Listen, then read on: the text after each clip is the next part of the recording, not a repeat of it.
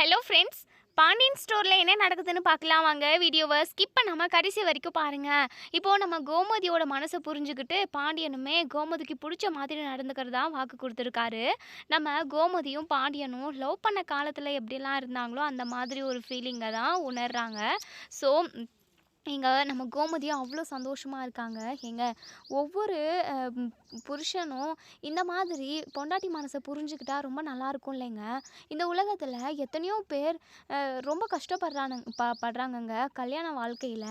ஒரு சிலவங்க குடிச்சிட்டு பொண்டாட்டிய துன்புறுத்துறது, அடிக்கிறது, பிள்ளைங்கள அடிக்கிறதுன்னு சொல்லிட்டு ஒரு சிலவங்களுக்கு கஷ்டத்த குடுப்பாங்க. இப்படி எவ்வளவோ பிரச்சனை உலகத்தில இருக்கு இல்லைங்க. அந்த பொண்ணுங்களோட வாழ்க்கை ஒரு மாரி நரக வேதனையா இருக்கும்ல. அதெல்லாம் நெனச்சு பார்க்கவே ஒரு மாதிரி என்னவோ ஒரு மாதிரி பண்ணுதுங்க. ரொம்ப மனசுக்கு கஷ்டமா இருக்குங்க. கண்டிப்பா அப்படி இருக்கிற பொண்ணுங்களோட வாழ்க்கையோட நெலைமை கண்டிப்பா மாறணுங்க. அந்த கடவுள்கிட்ட நான் வேண்டிக்கிறேங்க அப்படின்னு சொல்லிட்டு, கண்டிப்பா கோமதி அ உனக்கு இப்போ பிடிச்ச மாதிரி எல்லாமே நான் செய்றேன் அப்படின்னு சொல்லிட்டு உனக்கு சொன்ன மாதிரி, இந்த உலகத்துல கஷ்டப்படுற பொண்ணுங்களோட வாழ்க்கையும் கண்டிப்பா மாறும். அவங்களோட புருஷங்க கண்டிப்பா அவங்க பொண்டாட்டிங்களோட மனச புரிஞ்சுக்கிட்டு அவங்க வாழ்க்கைய ரொம்ப எளிமையா, சந்தோஷமா வாழணும். பணம், காசெல்லாம் அப்புறம் பட்டதில்ல. மனசுக்கு ஒரு நிம்மதியா இருக்கணும். நிம்மதியான ஒரு வாழ்க்கைய வாழ்ந்தா ரொம்ப நல்லாயிருக்கும்ல. அப்படிங்கிற மாதிரியெல்லாம் ஒருத்தருக்கு ஒருத்தர் பேசிக்கிட்டு, மனசு விட்டு பேசிக்கிட்டு அவ்வளோ சந்தோஷமா பேசிக்கிட்டு இருக்காங்க. ஸோ, அப்பதான் அங்க ஒரு சித்தர் வராங்க. ஸோ, கோவில் வாசல்ல தான் இங்க நம்ம பாண்டியனும், கோமதியும் ரொம்ப நேரம் மனசு விட்டு பேசிக்கிட்டு இருப்பாங்க. அந்த சமயம் இங்க சித்தர் வராங்க. ஸோ, இங்க சித்தர் இங்க நம்ம கோமதிய பார்த்து, "தாயி, நீ குடும்பத்துக்காகவும், பிள்ளைங்களுக்காகவும், புருஷனுக்காகவும் நீ எவ்வளோ கஷ்டப்பட்டுருக்கேம்மா.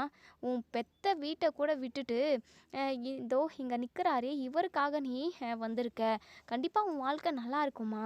ஆனா, அந்த கடவுள் உங்களுக்கு மிகப்பெரிய சோதனை குடுக்கணும்னு நெனைக்கிறாரு.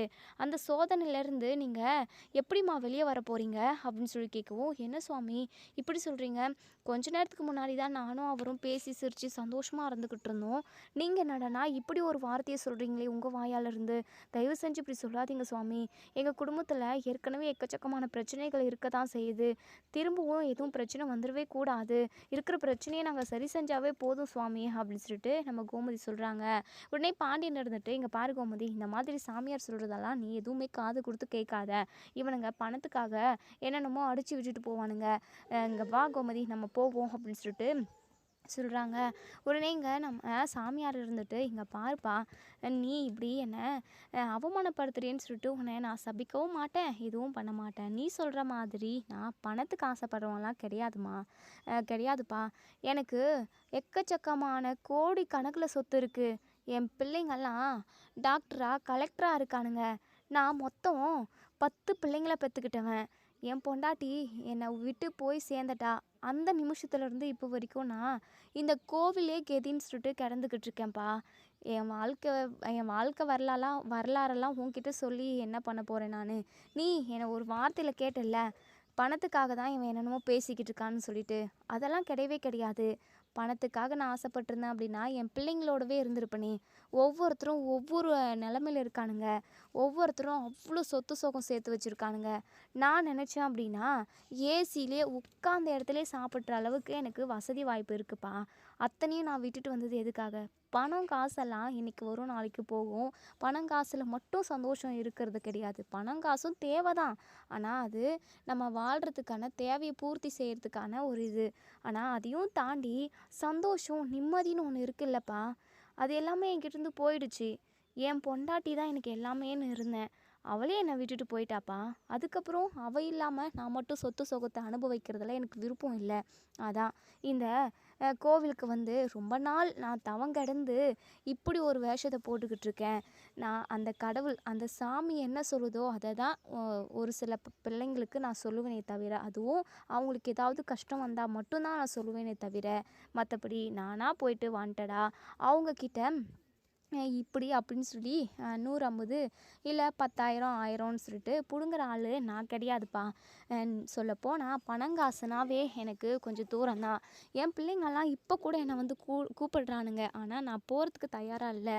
நான் சாகிற வரைக்கும் இந்த சன்னதியில் இருந்துட்டு போகணும்னு சொல்லிட்டு நினைக்கிறேன்ப்பா அப்படின்னு சொல்லிட்டு இங்கே அந்த சாமியார் சொல்கிறாங்க. என்ன சுவாமி சொல்கிறீங்க?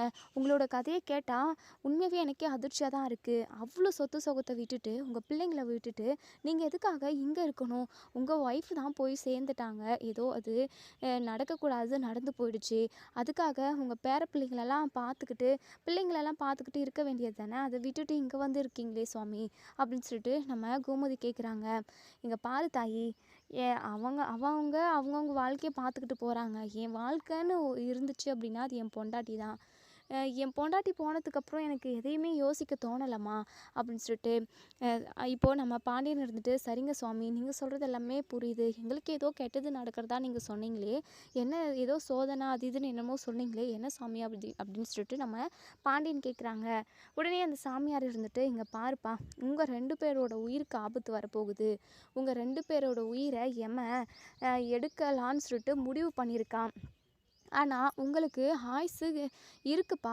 ஆயுசு முடியறதுக்குள்ளவே உங்களை கூட்டிகிட்டு போகணும்னு சொல்லிட்டு அந்த எமன் வந்து நினச்சிருக்கான் அப்படின்னு சொல்கிறாங்க. இதை கேட்டால் இங்கே நம்ம கோமதியும் அப்படி கலங்கி போகிறாங்க. என்ன சுவாமி சொல்கிறீங்க அப்படின்னு சொல்லிட்டு இங்கே நம்ம கோமதி வந்து கேட்கவும், ஆமாம் தாயி, இதுதான் நடக்க போகுது. ஆனால் அதிலேருந்து நீங்கள் தப்பிக்கணும் அப்படின்னா உங்கள் வீட்டுக்கு ஒரு வாரிசு, அதாவது உங்கள் வீட்டுக்கு ஒரு வாரிசு வரப்போகுது. இப்போ வளர்ந்துக்கிட்டு தான் இருக்குது தாயி. அந்த வாரிசு உங்கள் வீட்டில் இருக்கணும். அந்த வாரிசு அதாவது வளர்ந்துக்கிட்டு இருக்கு அப்படின்னா அதை சுமந்துக்கிட்டு இருக்க தாயி உங்கள் வீட்டில் இருந்தால் மட்டும்தான் நீங்கள் 2 பேரும் தப்பிக்க முடியும் அப்படின்னு சொல்லிட்டு சொல்கிறாங்க. என்ன சுவாமி சொல்கிறீங்க? எங்களுக்கு ஒன்றுமே புரியல சுவாமி அப்படின்னு சொல்லிட்டு. உங்களுக்கு பிள்ளைங்க இருக்காங்களா அப்படின்னு சொல்லி கேட்கவும், இருக்காங்க சுவாமி. எனக்கு மொத்தம் 5 பிள்ளைங்க. 3 ஆம்பளை பிள்ளைங்க, 2 பொம்பளை பிள்ளைங்க. ஒரு பொண்ணுக்கு கல்யாணம் பண்ணி கொடுத்துட்டேன். 3 பேரும் கல்யாணம் பண்ணிக்கிட்டானுங்க. ஒருத்தி மட்டும் கல்யாணம் ஆகாமல் வீட்டிலே இருக்கா, படிச்சுக்கிட்டு இருக்கா அப்படின்னு சொல்லிட்டு சொல்கிறாங்க. ஓ அப்படியா? அதாவது உங்கள் வீட்டில் சில பிரச்சனைகள் நடந்து மயிலுன்னு தான் நான் நினைக்கிறேன். மயில் அப்படின்னு சொல்லிட்டு. என்ன சுவாமி பேரெல்லாம் சொல்கிறீங்க? எல்லாமே அறிஞ்சவனம்மா நான். மயிலுன்ற பிள்ளையனால் உங்கள் வீட்டில் எக்கச்சக்கமான பிரச்சனைகள் வந்திருக்கும். ஸோ அது எல்லாமே கடவுளோட திருவிளையாடல். அந்த பொண்ணோட தலையெழுத்தில் அப்படி எழுதியிருக்கு. இப்படியெல்லாம் நடக்கணும்னு இருந்திருக்கு. ஸோ அது நடந்திருக்கு. மற்றபடி தப்புன்னு சொன்னால் அந்த மயிலோட அம்மா மேலே தான் எல்லா தப்புமே. அவங்களால தான் மயிலுன்றவங்களுமே போய் சொல்லியிருக்காங்களே தவிர மற்றபடி அந்த மயிலுன்ற பொண்ணு மேலே எந்த தப்பும் இல்லை. தப்பு தண்டனை கொடுக்கணும் அப்படின்னா கண்டிப்பாக அவங்க அப்பா அம்மாவுக்கு தான் கொடுக்கணும். அவங்க சரியாக இருந்து அவங்க பொய் சொல்லாமல் உண்மையை சொல்லியிருந்தாங்க அப்படின்னா கண்டிப்பாக இப்படி ஒரு பிரச்சனை நடந்திருக்கிறதுக்கு வாய்ப்பே இல்லை அப்படின்னு சொல்லிட்டு, சுவாமி இப்போ இது மூலமாக நீங்கள் என்ன தான் சொல்ல வரீங்க? அப்படி கேளு தாயி. இது மூலமாக நான் என்ன சொல்ல வரேன் அப்படின்னா, அந்த மயிலோட வயிற்றில் தான் உங்கள் வீட்டு வாரிசு வளர்ந்துக்கிட்டு இருக்கு. அந்த வீட்டோட வாரிசு, அதாவது உங்கள் வீட்டு வாரிசுக்கிட்ட தான் அந்த ஒரு ராசியே இருக்குது. அந்த பிள்ளையோட ராசியினால் மட்டும்தான் உங்கள் உயிர் காப்பாற்றப்படும் அப்படின்னு சொல்லிட்டு இங்கே நம்ம சாமியார் சொல்லவும், இதை கேட்ட இங்கே நம்ம பாண்டியனும் கோமதியும் பயங்கரமாக அதிர்ச்சியாகி போய் நிற்கிறாங்க. என்ன சுவாமி சொல்கிறீங்க? அப்போ மயில் ப்ரெக்னெண்ட்டாக இருக்காளா அப்படின்னு சொல்லி கேட்கவும், ஆமாம் தாயி, அந்த பொண்ணு உங்கள் வீட்டு வாரிசை சுமந்துக்கிட்டு தான் இருக்குது அப்படின்னு சொல்லவும், இதை கேட்ட கோமதியும் பயங்கரமாக அதிர்ச்சி ஆகுறாங்க. அதே சமயம் சந்தோஷப்படவும் செய்கிறாங்க. இங்கே பாரு தாயி, கூடிய சீக்கிரமே நீ வீட்டுக்கு போனதும் காலையிலே எழுந்திரிச்சு குளிச்சு முடிச்சுட்டு வீடெல்லாம் க்ளீன் பண்ணிவிட்டு பக்கத்தில் உள்ள அம்மன் கோவிலுக்கு போயிட்டு சாமி கும்பிட்டுட்டு அதுக்கப்புறம் அந்த நவகிரகத்தை சுற்றிட்டு ஒரு விளக்கு மட்டும் ஏற்றிட்டு அதுக்கப்புறம் உங்கள் மருமக வீட்டுக்கு போயிட்டு அந்த மருமக பிள்ளையை கையோடு நீ வீட்டுக்கு கூட்டிகிட்டு வந்த அப்படின்னா உன் புருஷனையும் உன்னையும் பிடிச்ச சோதனை அப்படியே விட்டு போகுமா. உங்களோட உயிருக்கு எந்த ஆபத்தும் வராது. ஏன்னா அந்த வயிற்றில் வளர்கிற குழந்தையோட மகிமை தான் இது. அந்த குழந்தை மூலமாக தான் நீங்கள் உயிர் தப்பிக்க போகிறீங்க. கூடிய சீக்கிரமே உங்களால் முடிஞ்ச அளவுக்கு நாளைக்கே இந்த விஷயத்த செய்ய பாருங்கள் அப்படின்னு சொல்லிட்டு எங்கள் சுவாமியார் சொல்கிறாங்க. என்ன கோமதி இதெல்லாம் நம்புற மாதிரி இல்லையே. என்னங்க நீங்கள் நம்புற மாதிரி இல்லைன்னு சொல்கிறீங்க? அவர் தான் இவ்வளோ தூரம் சொல்கிறாரே. அது மட்டும் இல்லாமல் ஆமா. அவ பேரெல்லாம் இவருக்கு எப்படி தெரியும்? ஒருவேளை மயில் ஏற்பாடு பண்ண ஆளா இருக்குமோ? அப்படிங்கிற மாதிரியும் கோமதிக்கு தோணுது. ஏங்க அப்படியா இருக்குமோ? அப்படின்னு சொல்லிட்டு. உடனே எங்க சாமியார் இருந்துட்டு, "இங்க பாருங்க, அப்படியா இருக்குமா? இப்படியா இருக்குமான்னு சொல்லிட்டு நீங்க யோசிக்கிறதுக்கெல்லாம் உங்களுக்கு டைமே இல்ல. நீங்க உங்க குழந்தைங்க கூட, உங்க பிள்ளைங்க கூட சந்தோஷமா 100 வருஷம் வாழணும் அப்படின்னா, கண்டிப்பா நான் சொன்னத செஞ்சு தான் ஆகணும். உங்களுக்கு வேற சாய்ஸே கிடையாது." அப்படின்னு சொல்லிட்டு அந்த சுவாமியார் அங்கேருந்து கிளம்பி போயிடுறாங்க. இங்க நம்ம பாண்டியன் பயங்கரமா யோசிக்கிறாங்க. என்ன கோமதி இதெல்லாம்? மயில் கர்ப்பமா இருக்காளாமே! அது உண்மையா இல்லையான்னு நம்ம இப்ப தெரிஞ்சுக்கணும் அப்படின்னு சொல்லிட்டு. ஒருவேளை மயில் பிரெக்னன்ட்டா இருக்கிறது உண்மை அப்படின்னா, கண்டிப்பா மயில் நம்ம வீட்ல தான் வாழ்ந்தாகணும் கோமதி. ஏன்னா சரவணனோட வாரிசு மயிலோட வயித்துல வளர்ந்துக்கிட்டு இருக்கப்போ, அவங்க 2 பேரையும் கண்டிப்பா பிரிக்கவே முடியாது. குழந்தையோட எதிர்காலத்த பார்க்கணும். அது மட்டும் இல்லாம, அ நம்ம வீட்ல இருக்கிறது தான் கரெக்ட்டுன்னு எனக்கு தோணுது. நீ என்ன சொல்ற? ஏங்க கரெக்ட்டு தான். இருந்தாலும் இது மயிலோட ஏற்பாடா மட்டும் இருந்துறக்கூடாது. அது மட்டும் இல்லாம, மயில் கர்ப்பமா இருக்கிறது உண்மையா என்னன்னே தெரியலையே! அவ ஏற்கனவே கர்ப்பமா இருக்கிறதா சொல்லி, பொய் சொல்லி ஏமாத்தியிருக்கா. இந்த விஷயத்துலயே ஆமான்னு சொல்லிட்டா என்ன பண்றதுங்க? இங்க பாரு கோமதி, இருக்கவே இருக்கு ஹாஸ்பிட்டல். ஹாஸ்பிட்டலுக்கு மயில கூட்டிட்டு போயிட்டு செக் பண்ணி பார்ப்போம். அவ பிரெக்னென்ட்டா இருந்தான்னா, அடுத்த செகண்டே நம்ம அவ கைய பிடிச்சு வீட்டுக்கு கூட்டிட்டு வந்துருவோம். அதுக்கப்புறம் என்ன நடக்குதோ நம்ம வீட்ல வச்சு பேசிப்போம் அப்படின்னு சொல்லிட்டு. ஏங்க இதுக்கு சரவணன் ஒத்துப்பாங்களாங்க? அப்படின்னு சொல்லி கேட்கவும், சரவணன் அதெல்லாம் அப்புறமா பார்த்துக்கலாம் கோமதி. வா நம்ம இப்போ வீட்டுக்கு போவோம் அப்படின்னு சொல்லிட்டு, இங்க நம்ம கோமதிய கூட்டிக்கிட்டு பாண்டியன் வந்து வீட்டுக்கு போறாங்க. பாண்டியனும் கோமதியும் வீட்டுக்கு போன உடனே நம்ம அப்பத்தா, ராஜி, மீனா எல்லாருமே ஓடி வந்து கோமதிய கட்டி புடிச்சுக்கிறாங்க. "அத்தை என்ன அத்தை இம்புட்டு நேரம் ஆகியுமே நீங்க வீட்டுக்கு வரல அப்படின்னா எங்களுக்கு எப்படி இருக்கும்? இப்ப என்ன 10 மணி ஆகுது. நைட் 10 மணி வரைக்கும் நீங்க இப்படியா கோவிச்சுக்கிட்டு போகணும்? எங்கள பத்தி கொஞ்சம் கூட உங்களுக்கு நெனப்பே இல்லையா அத்தை?" அப்படின்னு சொல்லிட்டு மீனா கேட்கவும், மீனா என்ன பண்றது? இப்படி நான் போனதுனால தானே உன் மாமா என்ன புரிஞ்சுக்கிட்டு என்கிட்ட பேச ஆரம்பிச்சாரு. அது மட்டும் இல்லாம எனக்கு பிடிச்ச மாதிரி எல்லாமே செய்றேன். அப்படி இப்படின்னு ஒரு சொல்லி வாக்கு குடுத்துருக்காரு மீனா. என்ன சொல்றீங்க அத்தை? ஆமா மீனா. என்ன புடிச்ச அதாவது எனக்கு புடிச்ச இடத்துக்கெல்லாம் அவர் கூட்டிட்டு போவாராம். எனக்கு பிடிச்ச மாதிரி தான் இனிமே அவர் நடந்துப்பாராம். என்ன கேட்காம எந்த விஷயத்தையும் செய்ய மாட்டாராம் அப்படின்னு சொல்லிட்டு, இங்க நம்ம கோமதியும் அம்புட்டு சந்தோஷமா சொல்றாங்க. ஸோ இத எல்லாத்தையுமே கேட்ட நம்ம அப்பத்தான், இவங்க வீட்ல உள்ள ஒட்டுமொத்த பேருக்குமே பயங்கர ஹேப்பியா இருக்கு. செந்தில் இருந்துட்டு, "அம்மா நீ ஓவரா தாம்மா பண்ணிக்கிட்டு இருக்க. உன்னால இப்ப நாங்க எல்லாருமே சாப்பிடாம இருக்கோம். போய் சமையுமா" அப்படின்னு சொல்லிட்டு. உடனே மீனா இருந்துட்டு, "செந்தில் ஏங்க என்னங்க இதெல்லாம்? எதுக்காக அத்தைய வந்ததும் வராததுமா சமைக்க சொல்றீங்க? நீங்க இப்படிலாம் இருக்கிறதுனால தான் அத்தை கோவிச்சுக்கிட்டு போனது. அத்தை என்ன சமைக்கிறதுக்கு மட்டும் தான் ஆளா அந்த வீட்ல? எவ்வளோ டயர்டா வந்திருப்பாங்க அத்தை" அப்படின்னு சொல்லிட்டு. பாண்டியன் இருந்துட்டு, "ஆமா மீனா நீ சொல்றது உண்மைதான். நமக்கு ரொம்ப டயர்டா இருக்கும். ரொம்ப தூரம் நடந்தே உன் அத்தை போய்க்கிட்டே இருந்தா. பின்னாடி நானும் நடந்து நடந்து நடந்து எனக்கும் சலுப்பா ஆயிடுச்சு. ஒரு வழியா அவள சமாதானப்படுத்தி கூட்டிட்டு வரதுக்குள்ள நைட் ஆயிடுச்சு மீனா. இந்த மாதிரி என் வாழ்க்கையிலேயே நடந்தது கிடையாது நானு" அப்படின்னு சொல்லிட்டு நம்ம பாண்டியன் வந்து சொல்றாங்க. எங்க மீனாவுக்கு கொஞ்சம் சிரிப்பாவே வருது. நம்ம கோமதி இருந்துட்டு, "ஏங்க சாரிங்க. என்ன மன்னிச்சிடுங்க. உங்கள நடக்க வைக்கணுன்றதெல்லாம் இல்ல. இந்த வீட்டு பக்கம் இனிமே வரவே கூடாதுன்னு முடிவெடுத்து தாங்க போனேன். ஆனா என்ன பண்றது? நீங்க தான் என் மனச மாத்திட்டீங்களே" அப்படின்னு சொல்லிட்டு. "ஆமா, குசும்புக்காரி போடி" அப்படின்னு சொல்லிட்டு. "ஏங்க பிள்ளைங்கலாம் இருக்காங்கங்க." உடனே நம்ம மீனா இருந்துட்டு, "விடுங்க அத்தை இருக்கட்டும். இதுவும் பார்க்கறதுக்கு நல்லா தானே இருக்கு" அப்படின்னு சொல்லிட்டு கலாய்க்கிறாங்க. அதுக்கப்புறம் பாண்டியன் இருந்துட்டு, "என்ன கோமதி அந்த சாமியார் சொன்ன விஷயத்த மறந்துட்டு நம்ம பாட்டுக்கு நம்ம கதைய பேசிக்கிட்டு இருக்கோம். நீயும் நானும் உயிரோட இருக்கணும் அப்படின்னா கண்டிப்பா அவங்க சொன்னத செஞ்சாகணும்ல" அப்படின்னு சொல்லிட்டு. உடனே எல்லாருமே பயங்கரமா ஷாக் ஆகுறாங்க. மீனா இருந்துட்டு, "என்ன மாமா சொல்றீங்க? என்னென்னமோ பேசிக்கிட்டு இருக்கீங்க. உங்க உயிருக்கு ஆபத்து வரப்போகுதா? என்ன செய்ய சொல்லியிருக்காங்க?" அப்படின்னு சொல்லி கேட்கவும், கோமதி இருந்துட்டு அந்த சாமியார் சொன்னத எல்லாத்தையுமே இங்க எல்லார்கிட்டயுமே சொல்றாங்க. எல்லாருமே ஷாக் ஆயி போய் நிக்கிறாங்க. செந்தில் இருந்துட்டு, "இத எதையுமே நம்பாதீங்க. அவன் ஃப்ராடுக்காரனா இருப்பான்" அப்படின்ற மாதிரி சொல்லவும், "டேய் அதெல்லாம் ஒண்ணும் இல்லடா. அவர் சொல்றதெல்லாம் உண்மதான். அப்போ அ அ அதாவது மயில் அவங்க பிரெக்னென்ட்டா இருக்கிறது உண்மையா?" அப்படின்னு சொல்லிட்டு. இங்க நம்ம மீனா பயங்கர அதிர்ச்சி ஆகுறாங்க. எந்த சாமியார்ன்னு தெரியலையே, கரெக்ட்டா சொல்லியிருக்காரு அப்படின்னு சொல்லிட்டு. உடனே கோமதி இருந்துட்டு, "மீனா இங்க பாரு மீனா, நீ என்ன பண்ற? நான் நாளைக்கு கோவிலுக்கு போறேன். நீ மயிலோட வீட்டுக்கு போயிட்டு வந்துரு." "அத்தை என்ன அத்தை? அப்போ மயில் அக்காவ மன்னிச்சு நீ ஏத்துக்கிட்டீங்களா? இனிமே மயில் அக்கா இந்த வீட்ல தான் வாழ போறாங்களா?" அப்படின்னு சொல்லிட்டு.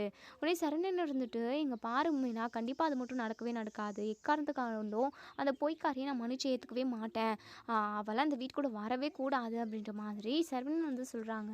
ஸோ இங்கே பாண்டியன் இருந்துட்டு, இங்கே பாரு சரவணா, நானும் அம்மாவும் உயிரோடு இருக்கணும்னு நீ நினைக்கிறியே இல்லையா அப்படின்னு சொல்லிட்டு உடனே செந்தில் இருந்துட்டு, இங்கே பாருங்க எதுக்காக அண்ணனை மிரட்டுறீங்க, அண்ணனோட வாழ்க்கை விஷயத்தில் அண்ணனா முடிவு எடுக்கணும், தேவையில்லாமல் இப்படி மிரட்டி மீன் பிடிக்கிற வேலைலாம் வேண்டாம் அப்படின்னு சொல்லிட்டு சொல்லவும், இங்கே பாருடாப்பா, ஐயா தோற கவர்மெண்ட் ஆஃபீஸரே, நான் ஒன்றும் இப்படி சொல்லலை, அந்த சாமியார் தான் சொன்னாங்க, அந்த வயிற்றில் வளர்கிற குழந்தைக்கிட்டனா ராசி இருக்கான், அந்த குழந்தைக்கு மட்டும்தான் எங்கள் உயிரை காப்பாற்றக்கூடிய சக்தி இருக்குன்னு சொல்லிட்டு அந்த சாமியார் சொன்னாங்க. உண்மையாகவே அந்த மயில் கர்ப்பமாக இருக்காங்களா என்னன்னு சொல்லிட்டு நம்ம பார்க்கணும்ல. ஒரு வேளை மயில் கர்ப்பமாக இருந்தா அப்படின்னா கண்டிப்பாக அந்த சாமியார் சொன்னது உண்மையாக தான் இருக்கும். அப்போது மயில் கர்ப்பமாக இருந்தா அப்படின்னா அவள் இந்த வீட்டோட வாரிசை சுமந்துக்கிட்டு இருக்கப்போ அந்த வீட்டில் தானே அவள் இருக்கணும் அப்படின்னு சொல்லிட்டு எங்கள் பாண்டியன் சொல்கிறாங்க.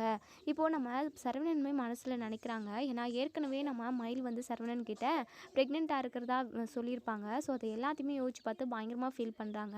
மயிலை நம்ம கண்டுபிடி பேசிட்டோம், அவளோட நடத்தையில் நம்ம சந்தேகப்பட்டுட்டோம், அவளுக்கு மனசு எவ்வளோ கஷ்டமாக இருந்திருக்கும்ல அப்படின்ற மாதிரியெல்லாம் மனசுக்குள்ளேயே நினச்சி ரொம்பவே வருத்தப்படுறாங்க நம்ம சரவணன். ஒருவேளை உண்மையாகவே மயில் ப்ரெக்னெண்ட்டாக இருப்பாளோ, அப்போது அவள் வயிற்றில் வளர்கிற குழந்த, அதுவும் நம்மளோட குழந்த, அப்பா அம்மா உயிரை காப்பாற்ற போகுதா, நினைக்கவே ரொம்ப சந்தோஷமாக இருக்கே, ஃபஸ்ட்டு அவள் ப்ரெக்னெண்ட்டாக இருக்கிறத கன்ஃபார்ம் பண்ணணும் அப்படின்னு சொல்லிட்டு சரவணன் வந்து மனசுக்குள்ளேயே நினைக்கிறாங்க. இப்போது நம்ம மீனாக்கா அவ்வளோ ஒரு சந்தோஷம். எப்படியோ மயிலாக்கா ப்ரெக்னெண்ட்டாக இருக்கிறது உண்மை, இந்த விஷயம் தெரிஞ்சால் வீட்டில் உள்ள ஒட்டுமொத்த பேருமே மயிலாக்காவை ஏற்றுக்குவாங்க. இனிமேல் மயிலாக்காவும் இந்த வீட்டில் சந்தோஷமாக வாழலாம். இனிமேல் மயிலாக்கா எக்கார்ந்து கொண்டும் ஒரு பொய்யுமே சொல்லக்கூடாது, அக்கா கிட்ட நம்ம கண்டிஷனாக சொல்லிடணும். இல்லை அக்காவுக்கே அதெல்லாம் புரியும், அக்கா இன்னைக்கு ரொம்ப கஷ்டப்பட்டுக்கிட்டு இருக்காங்க அப்படின்னா அதுக்கு காரணமே அவங்க அப்பா அம்மா தான், அவங்கெல்லாம் இனிமேல் அவங்க பேச்சு கேட்கவே கூடாதுன்னு சொல்லிட்டு அக்காவே தான் இப்போலாம் ஒரு சில முடிவுகள் எல்லாமே எடுக்கிறாங்க. ஸோ அப்படி இருக்கிறப்போ கண்டிப்பாக மயிலாக்கா இனிமேல் எப்படி இருக்கணுமோ அப்படி கண்டிப்பாக இருப்பாங்க. அவங்களுடைய வாழ்க்கையை காப்பாற்றிக்கணும் அப்படின்னா கண்டிப்பாக அவங்க பொய் சொல்லாமல் நேர்மையாக தான் அந்த வீட்டில் வாழ்ந்தாகணும். நேர்மையாக இருக்கிறது ஒன்றும் தப்பு கிடையாது அப்படின்ற மாதிரிலாம் தனக்கு தானே பேசிக்கிறாங்க நம்ம மீனா. உடனே கோமதி இருந்துட்டு, ஏய் மீனா, என்னடி என்னமோ யோசிச்சுட்டு இருக்கிற, நாளைக்கு மயிலோட வீட்டுக்கு போயிட்டு வான்னு சொன்னேன். சரிங்க போயிட்டு வரேன். நீ போயிட்டு மயில் உண்மையாகவே ப்ரெக்னெண்ட்டாக இருக்காளா என்னன்னு ஹாஸ்பிட்டலுக்கு போய் செக் பண்ணிட்டு வந்துரு. அதுக்கப்புறம் என்கிட்ட விஷயம் இல்லை உன்னை நம்பவே முடியாது, நான் உங்க கூட வரேன்டி அப்படின்னு சொல்லிட்டு, அத்தை நான் என் நம்ப முடியாதுன்னு சொல்கிறீங்க, நான் என்ன பொய்யா சொல்ல போகிறேன், இல்லை நானும் வரேன்டி அப்படின்னு சொல்லிட்டு, சரிங்க அத்தை நீங்களும் வாங்க அப்படின்னு சொல்லிட்டு, அதுக்கப்புறம் மறுநாள் காலையில் இங்கே நம்ம கோமதியும் மீனாவும் கோவிலுக்கு போயிட்டு நேராக மயிலோட வீட்டுக்கு தான் போகிறாங்க. இங்கே கோமதியும் மீனாவும் வந்து நிற்கிறத பார்த்த பாக்கியம் அப்படியே கையில் இருக்கிற சொம்பை கீழே போடுறாங்க, தட்டான்னு விழுது. உடனே நம்ம கோமதி அப்படியே பயந்துடுறாங்க. என்னங்க எதுக்காக இப்படி சொம்பை போட்டு சத்தம் போட்டு எங்களை பயப்பட வைக்கிறீங்க அப்படின்னு சொல்லிட்டு, இல்லை சம்மந்தியம்மா, நீங்கள் சும்மா இருக்கிறப்பவே எங்கள் வீட்டுக்கு வர மாட்டீங்க, இதில் எக்கச்சக்கமான பிரச்சனைகள் போய்கிட்டு இருக்கு, இந்த சமயத்தில் திடீர்னு எங்கள் கண்ணு முன்னாடி வந்து நின்னதும் எனக்கு இது உண்மையா இல்லை கனவா நினவானே தெரியாமல் தகச்சு போய் நிற்கிறேன் சம்மந்தியம்மா அப்படின்னு சொல்லிட்டு, இங்கே பாருங்கள் உங்ககிட்டலாம் நான் பேச்சுவார்த்தை வச்சுக்கிறதுக்காக வரல, நீங்கள் பண்ணதை எதையுமே நான் எப்பயுமே மறக்கவே மாட்டேன், எக்கார்ந்து கொண்டும் உங்களை மன்னிச்சு ஏற்றுக்கவும் மாட்டேன், உங்கள் பொண்ணு மயில் எங்கே இருக்கா அப்படின்னு சொல்லிட்டு, சம்மந்தி என்ன சம்மந்தி என்னன்னு சொல்லுங்களேன் அப்படின்னு சொல்லிட்டு, இங்கே பாருங்கள் உங்கள் பொண்ணு எங்கள் வீட்டில் சரவணன் கூட ஒன்று சேர்ந்து வாழணும் அப்படின்னா கண்டிப்பாக நீங்களும் உங்கள் வீட்டுக்காரரும் எங்கள் வீட்டு பக்கமே திரும்பக்கூடாது அப்படின்னு சொல்கிறாங்க. உடனே பாக்கியம் இருந்துட்டு, இங்கே பாருங்கள் சம்மந்தியம்மா, மயிலை மட்டும் நீங்கள் கூட்டிகிட்டு போயிட்டீங்க அப்படின்னா அது மட்டுமே எனக்கு போதும், நான் அவள் சந்தோஷமாக இருந்தால் எங்களுக்கு அதுவே போதும் சம்மந்தியம்மா, மயிலே மயிலே வாடி, யார் வந்திருக்காங்கன்னு பாருடி மயிலே அப்படின்னு சொல்லிட்டு இங்கே ரொம்பவே சந்தோஷமாக எங்கள் பாக்கியம் வந்து கூப்பிடுறாங்க. மயிலுமே யதார்த்தமாக வந்து நிற்கவும், அத்தை அப்படின்னு சொல்லிட்டு வந்து நிற்கிறாங்க. ஆனால் கோமதி அவ்வளோவா முகம் கொடுத்து பேசுறது கிடையாது, முகத்தை திருப்பிக்கிட்டே தான் பேசுகிறாங்க. மீனா சொல்ல வேண்டியதான சொல்லுடி அப்படின்னு சொல்லிட்டு, அக்கா நம்ம கொஞ்சம் வெளியே போயிட்டு வரணும், வரையலா அப்படின்னு சொல்லிட்டு, வரேன், எதுக்கு மீனா, அக்கா வாங்கக்கா எல்லாமே பார்த்துக்கலாம், நல்லதே தான் நடக்கும் வாங்க அப்படின்னு சொல்லிட்டு இப்போ மயிலை மட்டும் கூட்டிகிட்டு ஹாஸ்பிட்டலுக்கு போகிறாங்க. மீனா நம்ம எதுக்காக ஹாஸ்பிட்டல் வந்திருக்கோம், அக்கா நீங்கள் ப்ரெக்னெண்ட்டாக இருக்கீங்களா என்னன்னு செக் பண்ணுறதுக்காக தான் வந்திருக்கோம். என்ன சொல்கிற மீனா, ஆமாக்கா அப்படின்னு சொல்லிட்டு, எங்கள் கோமதி இருந்துட்டு, இங்கே பாரு சும்மா பேசாமல் இருக்கியா, தொடர்ந்து பேசிக்கிட்டே இருக்காது அப்படின்னு சொல்லிட்டு டாக்டர்கிட்ட உள்ளே கூட்டிகிட்டு போயிட்டு செக் பண்ணி பார்க்குறாங்க, ஸ்கேன் பண்ணுறாங்க. 3 மாதம் ப்ரெக்னெண்ட்டாக இருக்கிறதா டாக்டர் வந்து கோமதி கிட்ட சொல்லவும் கோமதி பயங்கர அதிர்ச்சியாக பார்க்குறாங்க. அதே சமயம் அவங்களுக்கு ரொம்ப சந்தோஷமாக இருக்குது. எல்லாமே மறந்துட்டு இப்போது நம்ம மயிலோட கணத்தில் கையை வச்சு முத்தமெல்லாம் கொடுக்குறாங்க. இங்கே பாரு மயில், நம்ம குடும்ப வாரிசை சுமந்துக்கிட்டு இருக்க, நீ இனிமேல் எந்த தப்புமே பண்ணக்கூடாது, நம்ம குடும்பமாக சந்தோஷமாக நம்ம வாழ்க்கையை வாழணும், உன் அப்பா அம்மா யாருமே நம்ம வீட்டுக்கு வரவே கூடாது, என்னத்தை இப்படியெல்லாம் பேசுகிறீங்க. உடனே நம்ம மீனா இருந்துட்டு, அக்கா கொஞ்சம் இதெல்லாம் கேட்டுக்கோக்கா, அமைதியாக இருங்கக்கா இப்போதைக்கு அப்படின்னு சொல்லிட்டு, சரி சரி அப்படின்னு சொல்லிட்டு நம்ம மயிலுமே சொல்கிறாங்க. இங்கே கோமதி இருந்துட்டு, இங்கே பாரு மயில், உங்கள் அப்பா அம்மா பண்ணதை எதையுமே நான் அதாவது மன்னிக்கவே மாட்டேன், அவங்க கூட சேர்ந்துக்கிட்டு நீயும் எக்கச்சக்கமான விஷயத்த செஞ்சுட்ட, எல்லாத்தையுமே மன்னிச்சு ஏற்றுக்கிறேன், அதாவது உன்னை மன்னிச்சு ஏற்றுக்கிறேன் அப்படின்னா அதுக்கு உன் வயிற்றில் வளர்கிற குழந்தை தான் காரணம், நம்ம இப்போவே நம்ம வீட்டுக்கு போகலாம் வா அப்படின்னு சொல்லிட்டு. இதை கேட்டு நம்ம மயிலுக்கு ரொம்ப சந்தோஷமாக இருக்குது. அத்தை என்னத்தை சொல்கிறீங்க, உண்மையாகவே என்னை கூட்டிகிட்டு போகிறதுக்காக தான் வந்தீங்களா, எனக்கு மனசுக்கு ரொம்ப சந்தோஷமாக இருக்கு அத்தை அப்படின்னு சொல்லிட்டு பயங்கர ஹாப்பியாக ஃபீல் பண்ணுறாங்க. ஸோ இங்கே மீனாவை நம்ம மயில் வந்து அப்படியே கட்டி பிடிச்சிக்கிறாங்க. மீனா இப்படிலாம் நடக்கும்னு சொல்லிட்டு நான் கொஞ்சம் கூட எதிர்பார்க்கல மீனா, இதெல்லாம் கனவா நினைவான்ற மாதிரி இருக்கு மீனா அப்படின்னு சொல்லிட்டு இங்கே நம்ம மயில் வந்து மீனா கிட்ட சொல்லி சந்தோஷப்படுறாங்க. இப்போது நம்ம மயிலை கூட்டிக்கிட்டு அவங்க வீட்டுக்கு, அதாவது பாண்டியனோட வீட்டுக்கு தான் கூட்டிகிட்டு போகிறாங்க. மயிலுக்கு அவ்வளோ ஒரு சந்தோஷமாக இருக்குது, திரும்பவும் இந்த வீட்டுக்குள்ளே நம்ம வருவோமா அப்படின்னு சொல்லிட்டு யோசிச்சுக்கிட்டு இருந்தோம். ஆனால் இப்போது அப்படியே கனவு மாதிரி இருக்குது, நம்ம இந்த வீட்டுக்குள்ளே வந்துட்டோம். அதாவது சண்டை சச்சரவு வரத்துக்கு முன்னாடி இந்த வீட்டில் நம்ம எவ்வளோ சந்தோஷமாக இருந்தோம் அப்படின்றத எல்லாத்தையுமே இங்கே நம்ம மயில் வந்து யோசிச்சு பார்த்துக்கிட்டே உள்ளே நுழைஞ்சு வராங்க. சரவணன் எதுவுமே பேசுறதில்ல, சைலண்ட்டாகவே இருக்காங்க. ஸோ நம்ம பாண்டியன் வந்து கோமதி என்ன விஷயம், உண்மையாகவே மயில் ப்ரெக்னெண்ட்டாக இருக்காளா அப்படின்னு சொல்லி கேட்கவும், ஆமாங்கங்க நானும் மீனாவும் தான் இப்போ ஹாஸ்பிட்டலுக்கு போய் செக் பண்ணி கூட்டிகிட்டு வரோம், மயில் உண்மையாகவே நம்ம வீட்டு வாரிசை சுமந்துக்கிட்டு இருக்கா, இனிமேல் கோர்ட்டில் கேஸ் எல்லாம் எதுவும் நடத்த வேண்டாங்க, இனிமேல் மயில் இந்த வீட்டிலே இருக்கட்டும், கண்டிப்பாக மயில் இனிமேல் எந்த பொய்யும் சொல்ல மாட்டான், நம்ம குடும்பத்துக்கு எதிராக எதுவும் செய்ய மாட்டான்னு சொல்லிட்டு நம்ம நம்புவோம் அப்படின்னு சொல்லிட்டு சொல்கிறாங்க. உடனேங்க நம்ம மயில் இருந்துட்டு, மாமா என்னை மன்னிச்சிருங்க மாமா, என் அம்மா கூட சேர்ந்துக்கிட்டு நான் என்னென்னமோ உங்களுக்கு கஷ்டத்தை கொடுத்துட்டேன், குடும்பத்தவே ஜெயிலில் தூக்கிட்டு போய் வச்சுட்டேன் அப்படின்னு சொல்லவும், இங்கே பாருப்பா மயில், நடந்து முடிஞ்சதெல்லாம் எதுவுமே பேசி எதுக்காக நம்மளே கஷ்டப்படுத்திக்கணும், அதெல்லாம் எதுவும் பேச வேண்டாப்பா, நீ எதை நினச்சி கவலைப்படாதப்பா, அதெல்லாம் ஒரு பிரச்சனையும் இல்லை, நான் பார்த்துக்கிறேன்ப்பா, நீ இந்த மாதிரி டைமில் எதுவும் கஷ்டப்படாமல் இருக்கணும்ப்பா அப்படின்னு சொல்லிட்டு இங்கே நம்ம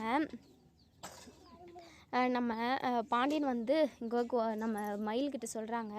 மயிலுக்குமே ரொம்ப ரொம்ப சந்தோஷமாக இருக்குது. இப்போது கோமதி கிட்ட இருந்துட்டு, அத்தை நீங்களே என்னை மன்னிச்சிருங்க அத்தை அப்படின்னு சொல்லிட்டு சொல்கிறாங்க.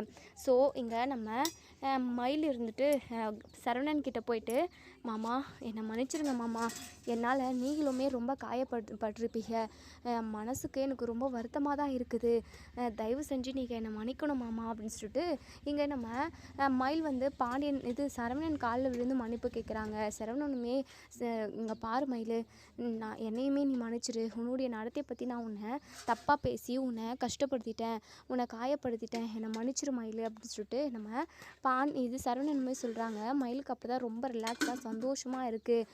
அதுக்கப்புறம் இங்கே நம்ம சரவணன் இருந்துட்டு, மயில் வா மயில் அப்படின்னு சொல்லிட்டு சாமி ரூமாண்ட முன்னாடி கூட்டிகிட்டு போய் நிற்க வச்சு திருநூறெல்லாம் வச்சு விடுறாங்க.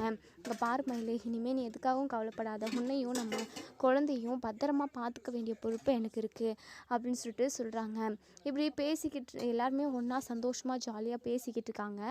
அதுக்கப்புறம் இங்கே நம்ம பாண்டியன் இருந்துட்டு, இங்கே பாரு சரவணா, நம்ம வீட்டில் என்னென்னமோ பிரச்சனை நடந்து முடிஞ்சிருச்சு, இனிமேல் நம்ம வீட்டில் எந்த பிரச்சனையும் வராமல் இருக்கிறதுக்கு நம்ம பூஜை ஏதாவது செய்யலாமா அப்படின்னு சொல்லிட்டு இங்கே பாண்டியன் வந்து சொல்கிறாங்க. உடனே கோமதியுமே, ஆமாங்க நானே இதை யோசித்தேன், உங்கள் எல்லாருக்கிட்டையுமே சொல்லணும்னு நினச்சேன், நாளைக்கு ஒரு பூஜையை போட்டுருவாங்க அப்படின்னு சொல்லிட்டு கோமதி வந்து சொல்கிறாங்க. அதுக்கப்புறம் இங்கே நம்ம ராஜிக்கு ஒரு கால் வருது. போலீஸ் எக்ஸாமில் அவங்க பாஸ் ஆகிட்டாங்க, ஸோ அவங்களுக்கு போஸ்டிங்குமே போடுற மாதிரி சொல்லியிருப்பாங்க.